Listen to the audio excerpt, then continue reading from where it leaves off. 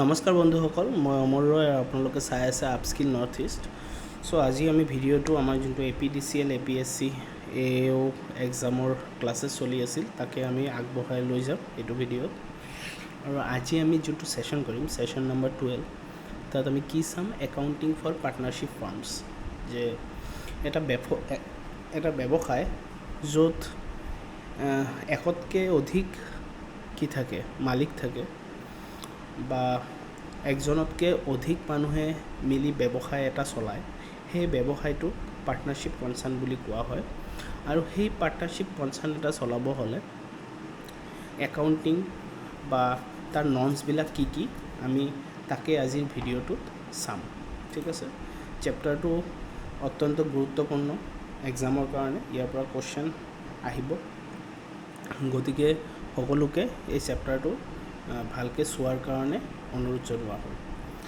তো বলক দেৰি নকৰাকৈ ষ্টাৰ্ট কৰোঁ। প্ৰথম হ'ল যে এটা পাৰ্টনাৰশ্বিপ ফাৰ্ম মানে এটা ব্যৱসায় য'ত এশতকৈ বেছি কি থাকে, ব্যৱসায় কৰা মানুহ লগ লাগি ব্যৱসায় মানে এশতকৈ বেছি ব্যৱসায়ীয়ে লগ লাগি এটা ব্যৱসায় প্ৰতিষ্ঠান বনায়। সেই ব্যৱসায় প্ৰতিষ্ঠানটো কি বুলি কোৱা হয়? পাৰ্টনাৰশ্বিপ ফাৰ্ম বুলি কোৱা হয়। ঠিক আছে, চ' সেইটো কোনে ৰেগুলেট কৰে? ঠিক আছে, সেই ফাৰ্মটো বা সেই প্ৰতিষ্ঠানটো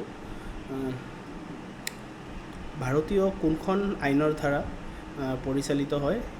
সেইটো হ'ল Indian partnership act 1932। Indian partnership act 1932, সেই আইনটোৱে কি কৰে?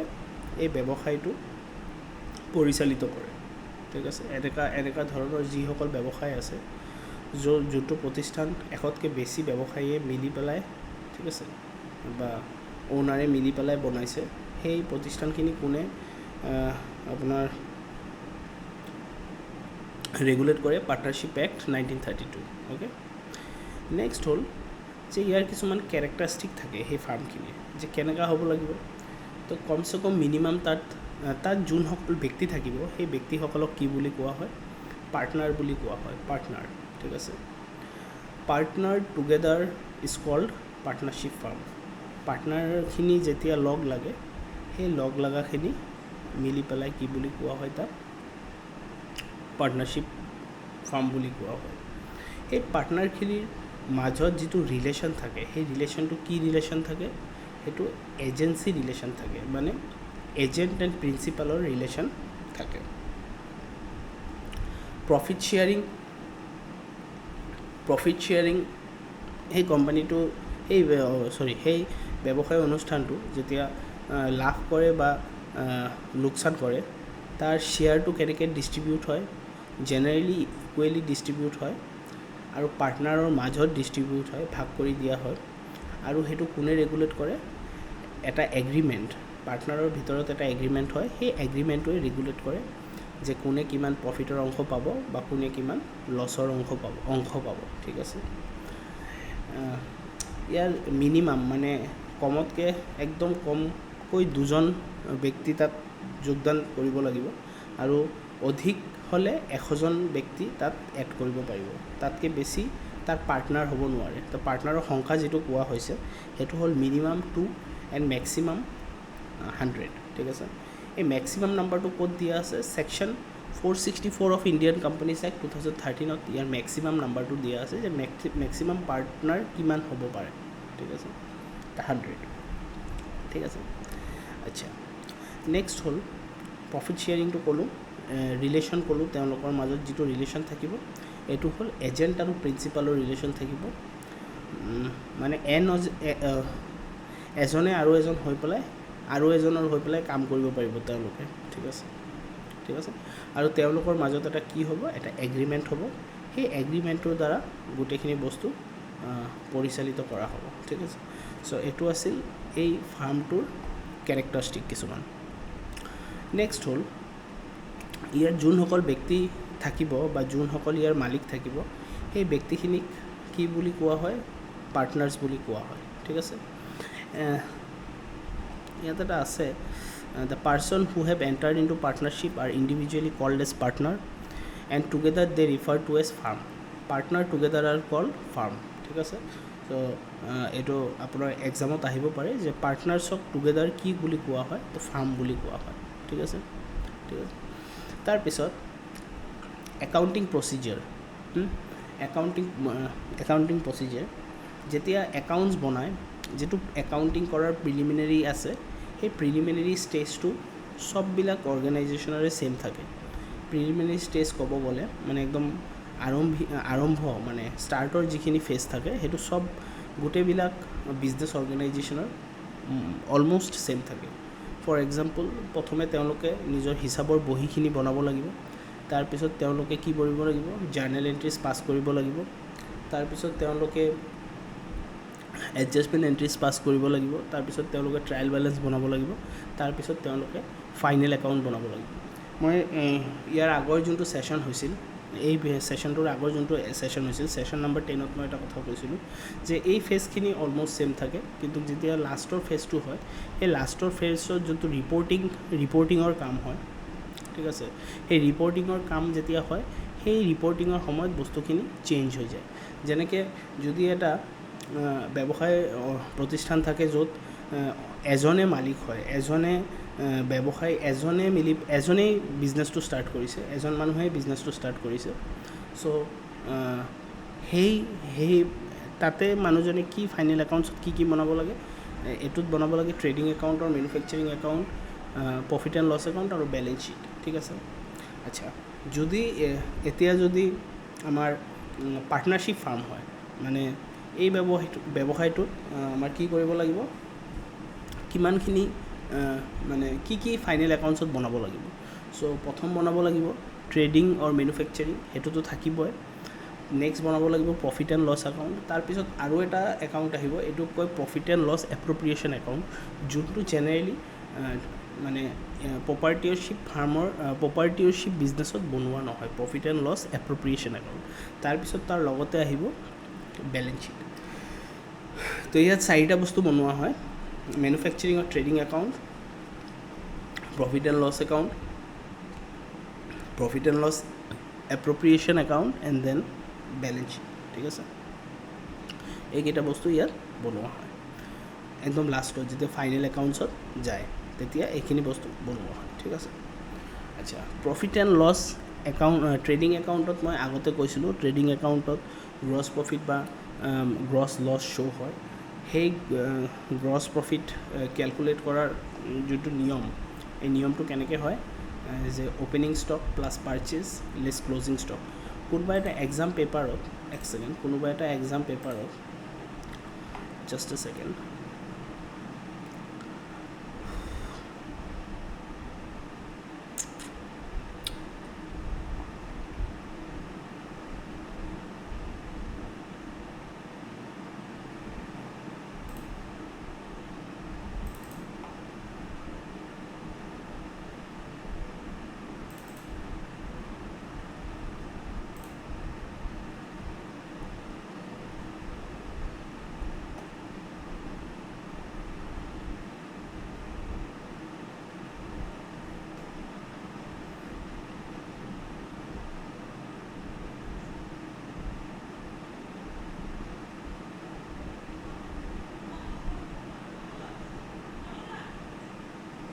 যেনেকৈ ইয়াত এটা কুৱেশ্যন আছে, এই কুৱেশ্যনটো এক্সামত আহিব পাৰে যে কুৱেশ্যন নম্বৰ 25, এই কুৱেশ্যনটো এনেকুৱা, if cost of good sold is 80,700, opening stock is 5,800 and closing stock is 6,000, the amount of purchase, ঠিক আছে। চ' পাৰ্চেজ বিচাৰিছে, ঠিক আছে, কষ্ট অফ গুড চ'ল্ড। তো কষ্ট অফ গুড চ'ল্ড এটা বস্তু আছে, কষ্ট অফ গুড চ'ল্ডটোৰ ফৰ্মুলা হ'ল, সেইটোৰো এটা ফৰ্মুলা আছে, ফৰ্মুলাটো হ'ল opening stock plus purchase less closing stock, opening stock plus purchase less closing stock, ঠিক আছে। এইটো কৰিলে কি ওলায়, আমাৰ কষ্ট অফ গুড চ'ল্ড ওলায়। এতিয়া opening stock plus purchase less closing stock, ঠিক আছে। চ' অ'পেনিং ষ্টক কিমান আছে 5,800 আৰু ক্ল'জিং ষ্টক কিমান আছে 6,000, ঠিক আছে না।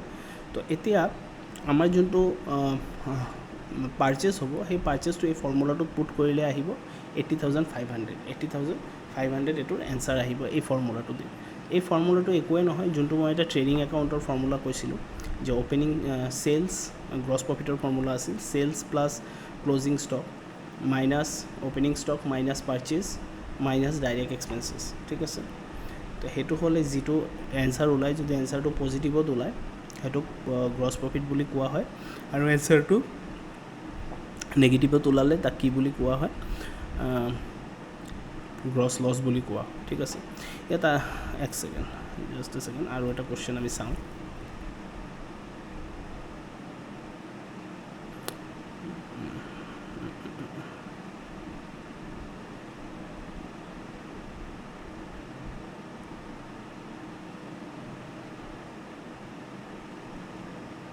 ইয়াত গ্ৰছ প্ৰফিট ওলাব দিছে এই কুৱেশ্যনটোত 69 if sales revenue is 40,000 and cost of goods sold is 3,10,000 ঠিক আছে তো এই কষ্ট অফ গুডছ চল্ডটো কেনেকৈ ওলোৱা হৈছে opening stock plus purchase less closing stock ঠিক আছে তো যোনটো গ্ৰছ প্ৰফিট আছে গ্ৰছ প্ৰফিটৰ আৰু এটা ফৰ্মুলা হ'ল মই এটা ফৰ্মুলা কৈছিলোঁ চেলছ প্লাছ কি sales plus closing stock minus opening stock minus purchase minus direct expense আৰু এটা গ্ৰছ প্ৰফিটৰ ফৰ্মুলা হ'ল sales minus cost of goods sold তো 4 লাখ মাইনাছ 3,10,000 দ্যাট ইজ 90,000 এইটোৰ এনচাৰ হ'ব যে গ্ৰছ প্ৰফিটৰ এনচাৰ ঠিক আছে চ' এনেকৈ এই কুৱেশ্যনবিলাক ছল্ভ কৰিব লাগে চ' গ্ৰছ প্ৰফিট যেনেকৈ আপোনাৰ গ্ৰছ প্ৰফিট কোনে দেখায় ট্ৰেডিং একাউণ্টে দেখায় নেট প্ৰফিট এণ্ড লছ একাউণ্টে কি দেখায় নেট প্ৰফিট বা নেট লছ দেখায় আৰু নেক্সট আছে profit and loss appropriation account এই একাউণ্টটোত বেচিকেলি কি কৰা হয় এই একাউণ্টটোৱে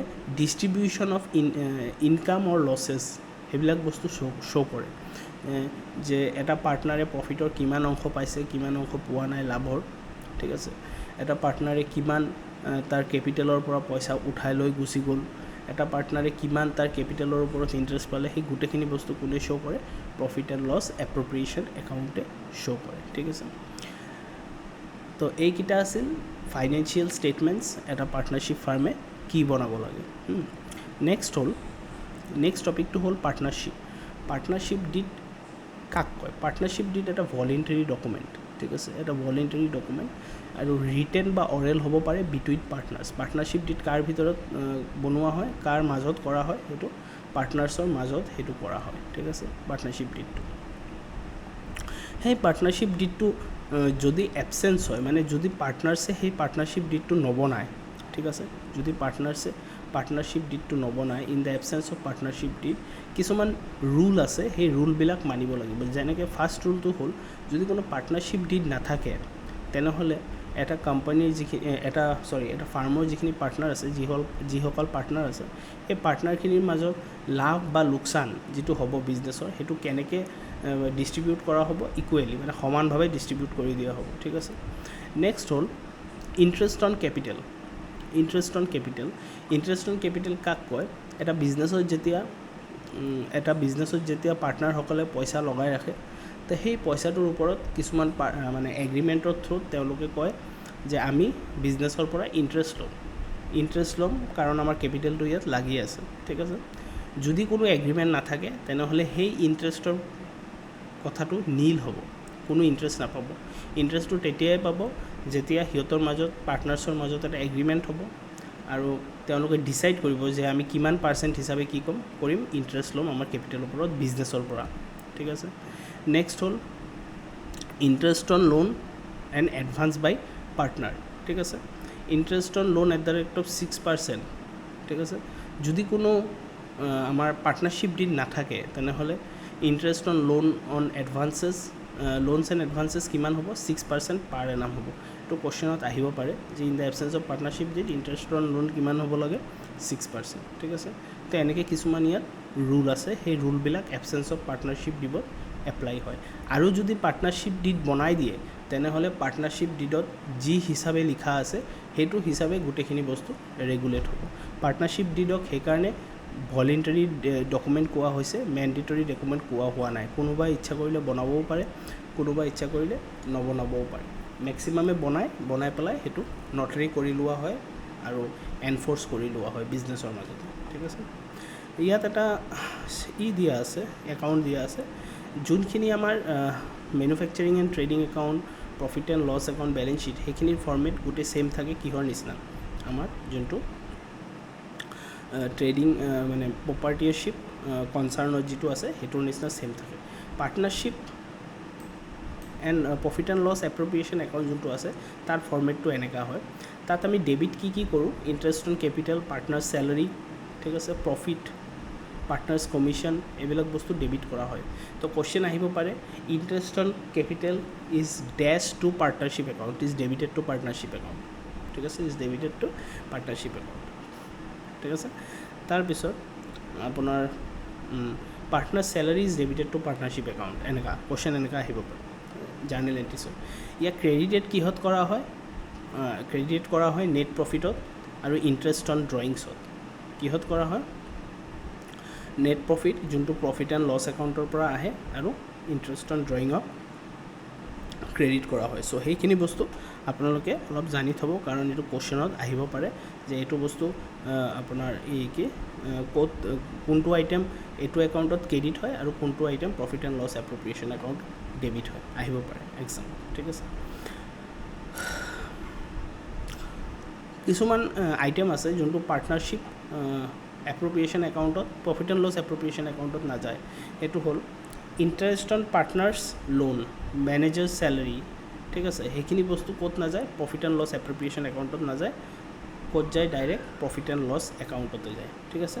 তাৰপিছত partners capital account, partners capital account কাক কয়, য'ত পাৰ্টনাৰে যোনটো পইচা লগাইছে বিজনেছত, যোনটো মানে ধন তাত লগাইছে, ধন মানে যোনটো এমাউণ্ট, পৰিমাণ যোনটো তাত লগাইছে মূলধন, সেই টকাটোৰ হিচাপটো যোনটো একাউণ্টত কৰা হয় তাকে কি বুলি কোৱা হয়, পাৰ্টনাৰ কেপিটেল একাউণ্ট বুলি কোৱা হয়, ঠিক আছে। কেপিটেল একাউণ্ট দুই টাইপত থাকে, এটা হ'ল ফ্লাকচুৱেটিং কেপিটেল একাউণ্ট, এটা হ'ল ফিক্সড কেপিটেল একাউণ্ট।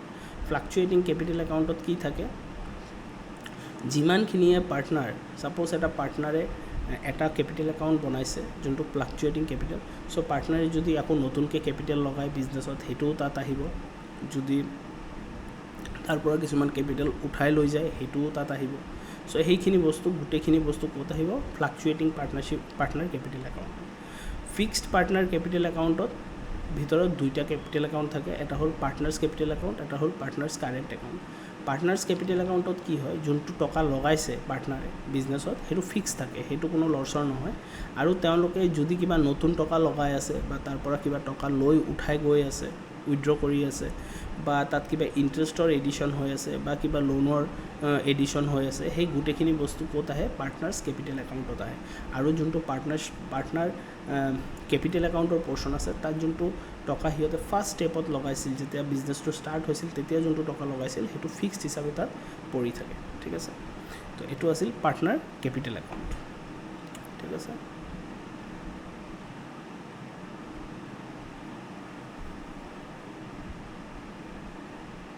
আচ্ছা, নেক্সট হ'ল interest on capital. Interest on capital কেনেকৈ কেলকুলেট কৰিব লাগে, ঠিক আছে।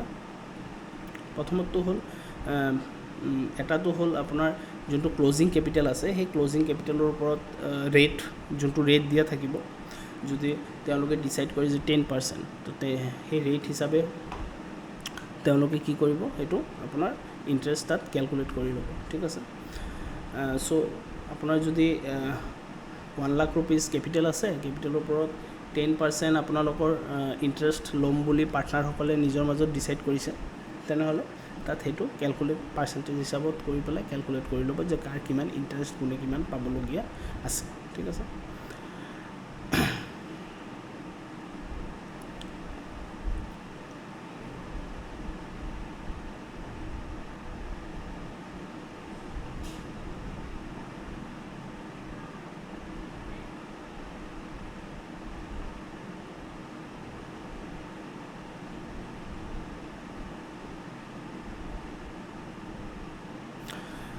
ইয়াত আমাৰ কি হৈছে যে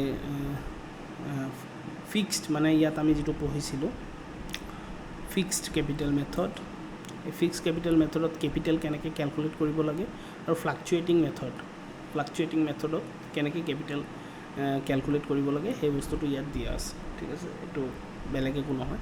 যেনেকৈ ফ্লাকচুৱেটিং কেপিটেলত মই কি কৈছিলোঁ, যিমানখিনি কেপিটেল আছে তাৰ লগত যিমানখিনি নতুনকৈ কেপিটেল এডিশ্যন কৰিছে বা তাৰ পৰা যদি উইথড্ৰ কৰিছে, গোটেইখিনি বস্তু তাতে এডিশ্যন হৈ বা ডিলিশ্যন হৈ গৈ থাকিব, ঠিক আছে। ছাপ'জ মই 1 লাখ টকা লগাইছিলোঁ, মই মাজতে তাৰ পৰা 20,000 উইথড্ৰ কৰি লৈ গ'লোঁ বিজনেছৰ পৰা, তো সেইটো লেছ হ'ব। আকৌ মই 50,000 এডিশ্যন কৰিছোঁ, তো এইটো প্লাছ হ'ব। তেনেকৈ এডিশ্যন বা ডিলিশ্যন হৈ থকাটোক কি বুলি কোৱা হয়, ফ্লাকচুৱেটিং কেপিটেল একাউণ্ট বুলি কোৱা হয়, ঠিক আছে। তো সেইটো বস্তু ইয়াত কেলকুলেশ্যন কৰা হৈছে।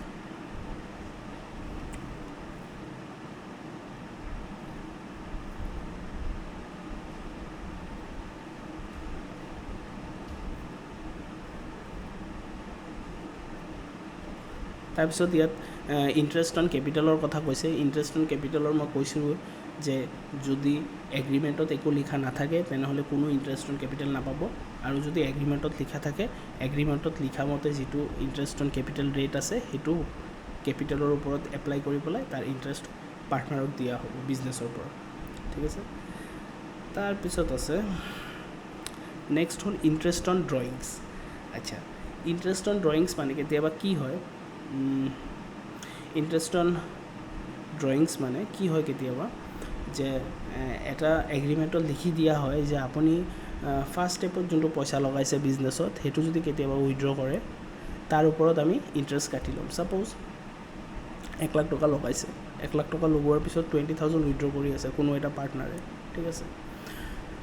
চ' বিজনেছে এনেকুৱাও ডিটাৰমাইন কৰিব পাৰে থ্ৰু এগ্ৰিমেণ্ট যে তাৰ ওপৰত আমি কি কৰিম, 20,000 আপুনি লৈ আছে, ঠিক আছে, আপুনি বিজনেছৰ পৰা যিহেতু পইচা উঠাই আছে আমি কি কৰিব পাৰিম, তাৰ এটা সৰু ইণ্টাৰেষ্ট এমাউণ্ট কাটিম বিজনেছৰ কাৰণে। চ' আপুনি 20,000 উঠাই লৈ যাওক, আপোনাৰ 20,000ৰ ওপৰত 1,000 ৰুপিজ আমাৰ ইণ্টাৰেষ্ট হ'ব বিজনেছৰ কাৰণে, ঠিক আছে। চ' সেইটো হ'ল ইণ্টাৰেষ্ট অন ড্ৰয়িংছ। তো ইণ্টাৰেষ্ট অন ড্ৰয়িং কেলকুলেট কৰাৰ বেচিকেলি দুটা মেথড আছে, এটা হ'ল প্ৰডাক্ট মেথড, এটা হ'ল এভাৰেজ পিৰিয়ড মেথড, ঠিক আছে। তো দুটা কেলকুলেশ্যন ষ্টেপেই ইয়াত দিয়া আছে। প্ৰডাক্ট মেথডত কি,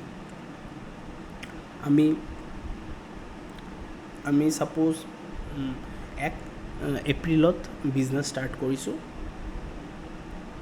আৰু বিজনেছ ষ্টাৰ্ট কৰাৰ 2 মাহৰ পিছতে মই 1 লাখৰ পৰা 20,000 ৰুপিজ উঠাই লৈ গৈছোঁ। 2 মাহ পিছত মানে এপ্ৰিল, মে', জুন, 1 জুনত মই উঠাই লৈ গৈছোঁ। এতিয়া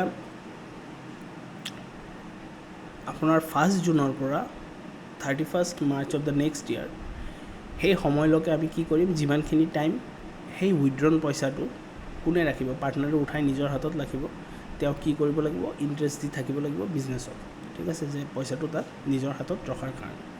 চ' সেইটো আমি ডেজ ৱাইজ কেলকুলেট কৰি ল'ম, ঠিক আছে। যদি ইণ্টাৰেষ্ট ৰেট হয় 10%, 1 লাখ ৰুপিছত 20,000 হয়, তো 20,000 ইনটু 10%, দেট ইজ 2,000 ৰুপিজ। তাৰ কিমান মাহ, 10 মাহ, 10 ইনটু 10 ডিভাইডেড বাই 12, যিটো ফিগাৰ আহিব আপোনাৰ 20,000 ডিভাইডেড বাই 12,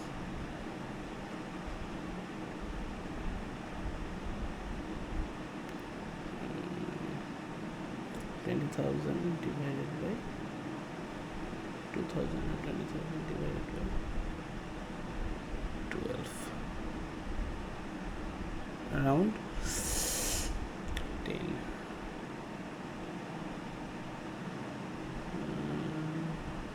एक सेकंड, चलो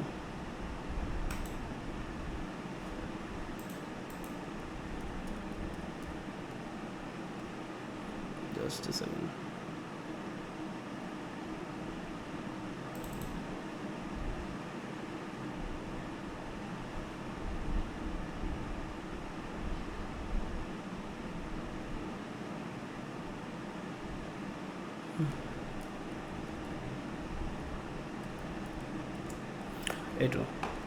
এইটো ইণ্টাৰেষ্ট হ'ব, ঠিক আছে। 1,667 ৰুপিজ ইণ্টাৰেষ্ট তেওঁ দি থাকিব লাগিব প্ৰত্যেক মাহে মাহে, ঠিক আছে। চ' এইটোক কয় প্ৰডাক্ট মেথড। নেক্সট এটা আছে এভাৰেজ মেথড, ঠিক আছে। এভাৰেজ মেথড মানে আমাৰ এটা এভাৰেজ ৰেটত, ঠিক আছে, এভাৰেজ ৰেটত আমি কি কৰিম, ইণ্টাৰেষ্ট দি থাকিম ফৰ এভাৰেজ পিৰিয়ড, ঠিক আছে। এভাৰেজ ৰেট মানে ৰেটটোতো এটাই থাকিব, ছাপ'জ 10% ৰেট, ঠিক আছে। তাত আমি এভাৰেজ পিৰিয়ড এটা ওলাব লাগিব, ঠিক আছে। এভাৰেজ পিৰিয়ড কেনেকৈ ওলায়, যে এভাৰেজ পিৰিয়ড মানে টোটেল সময় কিমান আছিল আৰু আমাৰ উইথড্ৰ কৰাৰ পিছত কিমান সময় আছিল তাৰ এটা এভাৰেজ ওলায়। এভাৰেজ ওলাই পেলাই এটা পিৰিয়ড ওলায়। সেই পিৰিয়ডটো ওলোৱাৰ পিছত সেইটো আমাক ক'ত এপ্লাই কৰে যোনটো ইণ্টাৰেষ্ট ৰেট আছে সেই ইণ্টাৰেষ্ট ৰেটৰ ওপৰত এপ্লাই কৰি ওলোৱা হয় আমি এই চেপ্টাৰটোত যেতিয়া প্ৰেক্টিকেল কৰিম তেতিয়া এই বস্তুটো মই দেখাই দিম যে এই ক্যালকুলেশনটো কেনেকৈ হয় ঠিক আছে এইবিলাক প্ৰেক্টিকেল যেহেতু প্ৰেক্টিকেল বস্তু এইটো আমি সাম এটা কৰিলেহে গম পাম সৰু সৰু সাম এক্সামত আহিব পাৰে ঠিক আছে interest on drawings interest on কি ড্ৰয়িংস ইন্টাৰেস্ট অন ড্ৰয়িংস ক'ত আহে পাৰ্টনাৰ্ছ কেপিটেল একাউণ্টত interest on drawing profit and loss appropriation একাউণ্টত ক'ত আহে ইন্টাৰেস্ট অন ড্ৰয়িংছ আহে ক্ৰেডিট ছাইডত ঠিক আছে চ'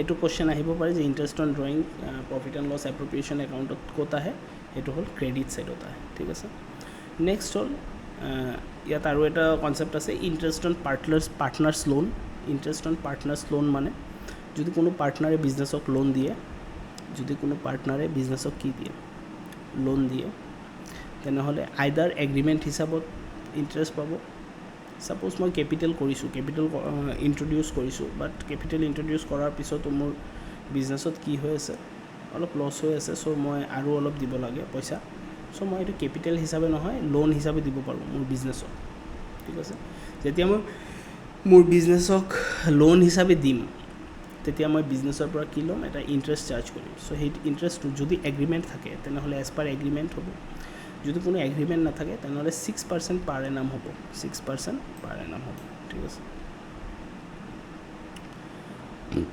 নেক্সট হ'ল চেলাৰী অৰ কমিশ্যন টু পাৰ্টনাৰ এইটো একোৱেই নহয় এইটো আমি যিটো ছেশ্যন নম্বৰ 10 কৰিছিলোঁ এই ছেশ্যন নম্বৰ 10ত আমি এটা বস্তু পঢ়িছিলোঁ এইটো হ'ল মেনেজাৰ্ছ কমিশ্যন ঠিক আছে মেনেজাৰ্ছ কমিশ্যন এই মেনেজাৰ্ছ কমিশ্যন কনচেপ্টৰ লগত ছেইম যদি কোনো পাৰ্টনাৰক মই স্পেচিয়েল এটা অধিকাৰ দিওঁ যে আপুনি মোৰ বিজনেছটো আপুনিয়ে চাই থাকিব মই স্লিপিং পাৰ্টনাৰ হয় মই কেতিয়াবা আহি চাম বাট ফুললি 100% আপুনি চাব লাগিব চ' আমি তাক এবভ দেয়াৰ ইণ্টাৰেষ্ট বা এবভ দেয়াৰ চেলাৰী আমি তাক কি অফাৰ কৰিব পাৰোঁ এটা কমিশ্যনো আমি কি কৰিব পাৰোঁ অফাৰ কৰিব পাৰোঁ যে প্ৰফিট বেছড কমিশ্যন আমি দিম ঠিক আছে চ' এইটো চিম্পল আমাৰ যিটো প্ৰফিট হ'ব প্ৰফিটৰ ওপৰত এটা ৰেট থাকিব ৰেটটো এপ্লাই হ'ব ৰেটটো এপ্লাই কৰাৰ পিছত আমি কি কৰিম কমিশ্যন কেলকুলেট কৰিব পাৰিম ঠিক আছে চ' এইখিনিয়ে আছিল এই চেপ্টাৰটোত আৰুতো একো নাই ইয়াৰ প্ৰেক্টিকেল ইমপ্লিকেশ্যনছ আছে প্ৰেক্টিকেল চামবিলাক আমি চাম সৰু যোনটো কুৱেশ্যন বেংকত দিয়া আছে নেক্সট আৰু এটা ভিডিঅ'ত আমি সেইখিনি বস্তু চাম তেতিয়ালৈকে ধন্যবাদ শ্বেয়াৰ কৰিব কমেণ্ট কৰিব কিবা অসুবিধা পালে জনাব কমেণ্টত ডেফিনেটলি আমি ইম্প্ৰুভ কৰাৰ ট্ৰাই কৰিম কেনেকৈ ইম্প্ৰুভ কৰিব পাৰিম তেতিয়ালৈকে ধন্যবাদ চাই থাকিব